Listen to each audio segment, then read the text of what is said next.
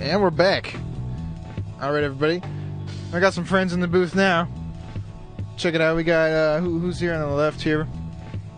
DJ E. Millie is in the house. All right. Skylar Orels. Doing your last of your interning here. Yes. Thank God. No, I'm just kidding. Skylar's the best. Have you thought about getting what are you gonna do? Your own show theme? I or? want to do a variety. Just play whatever I feel like according to my mood. Maybe some metal, some hip hop, reggae. Cool. Ooh, top 40. And then we also got my man over here. How's it going? What up? It's Sean. Sean Florchak with Florchak Flicks up in here. Okay, so. All right, Sean.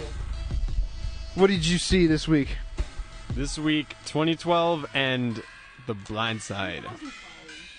It's 2012. 2012. Get with the sis. Whatever. How was it, We're man? kicking this off? Go for it. All right. 2012. Where do I start with this freaking movie? Or don't you start. Directed by Roland Emmerich, who's responsible for some of the worst movies in American cinema. Really? Like Day After Tomorrow and 10,000 BC, which was the worst movie I have ever seen in my life. Wasn't that the... Oh, yeah, the one with... Didn't Mel Gibson have something to do with that one, though? No.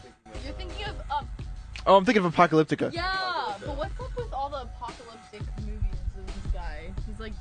He's And he did hates Independence life. Day. He did Independence He Day, hates too. life. He wants it to end. He also hates making good movies, too. So, this is where we start. Of all the reviews I've read, I'm just going to use an analogy from one of them.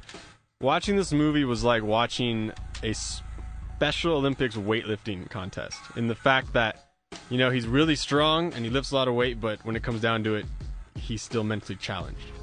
And what I mean is that this movie Wow. this movie has a lot of special effects, and they spent $260 million on it, but when it comes down to it, it's a horrible, stupid movie. Alright, now if you don't already know, this movie's about the Mayan calendar ending on the winter solstice in the year 2012.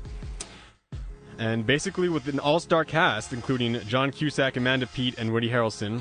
Yes, Woody Harrelson jeopardizes his career coming out in this movie. Basically, John Cusack plays a divorced father who basically tries to save his family from the end of the world by getting them to China, because the world has A hole in China. come together to build these arcs that apparently are so big they can resist the destruction of the earth, and they carry animals and giraffes and all this BS on it. And yeah, that's the plot of the movie.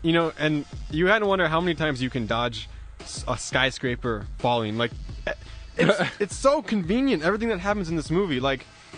Okay, this guy, who's a doctor, happens to be taking a few pilot lessons and flies them to China.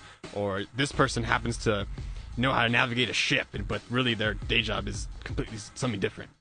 It's just so cliched, inconvenient, and just unoriginal. It's like he stole every cliche from every other movie.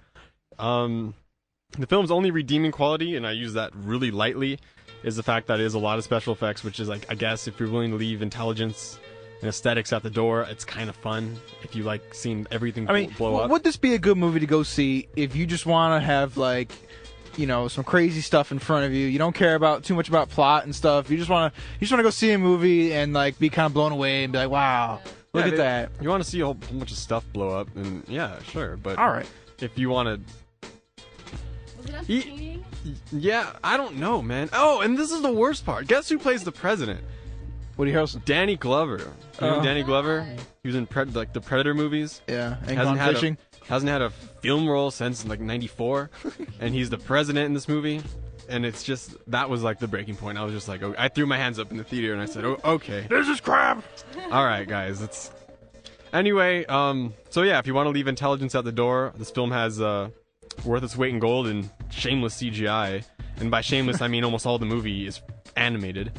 Overall, fun but very dumb movie, and I give it a C-. C-. Yeah, it's rough. I feel like all of your movie reviews are on the C dude. grade. No, it was a good movie last week, right? The Men Who Stare at Goats. No, that one was that bad too. That one was also pretty bad. Oh God, we have a negative movie critic in the house. No, I just there was something you gave a A-. With the minus. Probably The capitalism minus. or. Capital, I don't know, something like that. Dude, A plus is hard. I don't know of a movie that would get an A plus. Titanic. It depends on the person. Wow. I'm joking. Yeah. Well, Well, there you have it. Go see it. Hey, if you don't believe me, go see it. go see it for yourself. I will. Sober and tell me you don't think it's bad.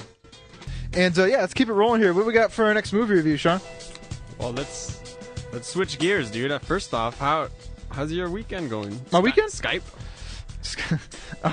My weekend's going pretty chill.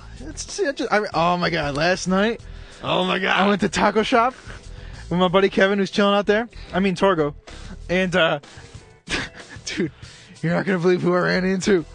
Who? Jill Linderman. Oh, that would be cool. I ran into James Munoz from The Bled. Oh no way, were they in town? Yeah, well, no, they're from Tucson. And they're recording the new album here. By the way, I'm a general manager over at Camp Student Radio Station, so if you want to come do an in studio or an interview sometime, and he's here perks up. Oh yeah, that would be pretty cool. So what's the possibility of that? Well, I just gotta get in touch with him. I gotta send him a message or something on MySpace or Twitter or something like that. That's cool. Yeah. So how's your weekend going? What day is it? Saturday. Today's Saturday. You have a birthday party tonight. Oh yeah, my friend's turning 21. Big ups to Paul Lewis.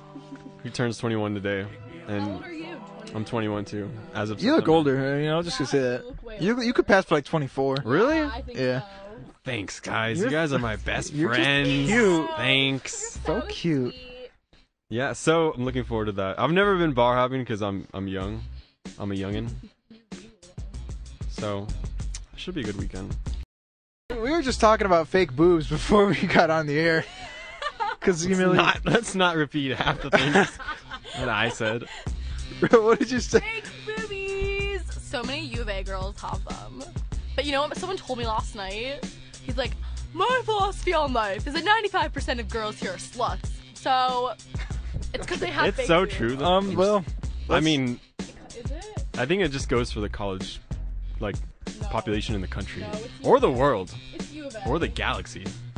we'll call them strumpets, okay? Hint, hint. Oh. This is getting way. Let's deal with this review. What'd you see this week? Let's just freaking switch gears now again. The Blind Side, Blindside. starring Sandra Bullock, Tim McGraw, Kathy Bates. Oh, Kathy Bates is cool. I remember her in Kathy Misery. Bates. She stabbed someone in this movie. Oh, I'm just kidding. Didn't. I'm just joking. didn't break anybody's legs. No, metaphorically maybe. All right, so in this movie, The Blind Side, it's basically the remarkable true story of a football player named Michael Orr. Hey, that's my last name. Oher. Oh, Missed it by that much. whatever. He's basically a homeless kid, African American youngster from a broken home, and he gets taken in by this very wealthy family called the Tuohys, and they basically help him get into a Christian school. And he's a huge guy, and they try to get him into football. And he's obviously terrible at first, and he actually gets really good and ends up getting a full scholarship to Ole Miss. And eventually, as of this year, was drafted to the Baltimore Ravens. So it basically shows how he goes up from rags to riches. American Dream. And it's a really when I saw the preview, I was like, ugh, Another drama. trash. And then I saw it, and I was, this is really good. It keeps everyone really involved. It's not cliched or boring or any of that. It's actually really worth seeing. I actually really recommend it. Cool. A family film, but also just Did it want to make you cry? if I was of another gender, yes, but Wow. He's calling you out, Emily. How rude. I wouldn't have cried. I'm a tough girl. my emotions are robust. I don't have any emotions. My soul is black. So yeah, I mean, some people will probably end up crying. It's pretty sad, but it's really good. I mean, you already know the ending, so there you go. Overall, I give this an A. Wow, an A. What? That is great. That's good. Yeah. More C minuses. So I'm very hyped about this movie. It comes out next Friday, actually. So Cool. you guys are getting a sneak. Well, say goodbye, Emily. Bye. That's enough. And we're going to be coming back next week at 7 p.m. Vital Variety. Boo. Okay. Goodbye. Now you're gonna be doing your show soon, right? Heck yes, I am. And Hell yes. What's it called? Hell yes. It's called the Emily reaction. And whose idea was that? Sean. Yep. Yay. All right, well, let's